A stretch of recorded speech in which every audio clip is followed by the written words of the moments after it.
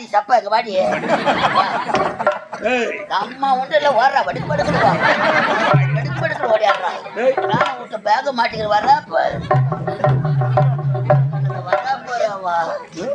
அது மட்டுமல்ல, அன்றொரு நாள் மாபெரும் சபையில் அனைவரும் முன்பாக என்னை பத்தி என்னடா சொன்னா?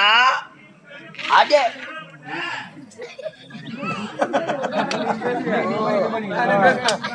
அம்மாவுக்கு நாடகம் ஆடணும் கத்துறான். அவனுக்கு என்னைக்கு நாடகம் ஆடுவோம். என்ன சொன்னாவா?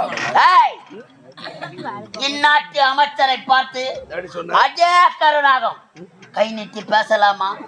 5 ரூபாய் கொடுத்து குங்குமம் வாங்குற, அது நெத்தியில வைக்கிற, 500 ரூபாய் கொடுத்து செருப்பு வாங்குற, வாயற்படிக்கு வெளியே வர்ற அந்த செருப்புக்கு